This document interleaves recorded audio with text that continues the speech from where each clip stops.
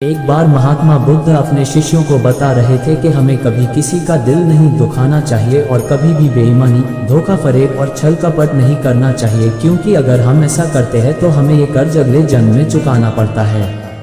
एक शिष्य ने महात्मा बुद्ध से पूछा कि गुरुजी, अगले जन्म में कैसे हम ये कर्ज चुकाना पड़ता है, कृपया विस्तार में बताएं। महात्मा बुद्ध ने कहा, ठीक है, मैं तुम्हें एक कहानी के माध्यम से बताता हूँ, ध्यान से सुनो। एक गांव में एक बहुत ही धनवान सेठ रहता था। सभी गांव वाले उसे सेठ गंगाधर जी के नाम से बुलाते थे। सेठ गंगाधर बड़े परोपकारी और दयालु किस्म के व्यक्ति थे। वे गरीबों और दीन दुखियों की किसी न किसी तरीके से मदद करते रहते थे, चाहे वह मदद धन से हो या परिश्रम से। इसलिए गांव में कोई भी व्यक्ति मुसीबत में होता या पैसों की तंगी में होता तो वो सीधा सेठ जी के पास आता था। जब भी कोई व्यक्ति सेठ जी से कुछ मांगने जाता तो सेठ जी का मुनीम सभी से एक ही सवाल पूछता कि सेठ जी का कर्ज इस जन्म में चुकाओगे या अगले जन्म में। जो ईमानदार लोग थे वो बोलते थे, जी हम इसी जन्म में सारा कर्ज चुका देंगे। वही कुछ बेईमान भी थे जो सोचते थे कि अगले जन्म में कौन किसको जानेगा, हम तो अगले जन्म में ही चुकाएंगे अपना कर्ज। एक दिन दो चोरों को सेठ जी के बारे में पता चला तो वे दोनों भी चले गए सेठ जी के पास मदद मांगने। जब उनसे सवाल पूछा गया कि सेठ जी का कर्ज किस जन्म में चुकाओगे तो दोनों चोर मन ही मन जोर जोर से हंसे। उन्हें तो इसी बात का इंतजार था। दोनों चोरों ने बोल दिया, हम सेठ जी का कर्ज अगले जन्म में चुकाएंगे।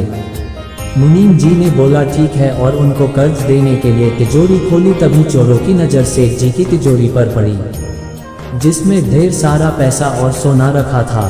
दोनों को लालच आ गया। उन्होंने सोचा, थोड़े से धन से क्या होगा। दोनों चोरों ने रात को तिजोरी चुराने का प्लान बनाया।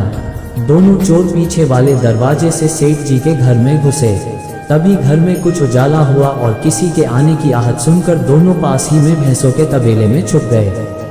वहां दो भैंस आपस में बातें कर रही थी कि मैंने सेठ जी से पिछले जन्म में कर्जा लिया था और सेठ जी से कहा था कि अगले जन्म में चुका दूंगी। अब देखो, इस जन्म में मुझे सेठ जी के घर भैंस बनकर उनका कर्जा चुकाना पड़ रहा है। भैंसों की यह बात दोनों चोरों ने सुन ली। चोरों को अब सब समझ में आ गया कि कैसे हम अपने पिछले जन्म का कर्ज चुकाना पड़ता है।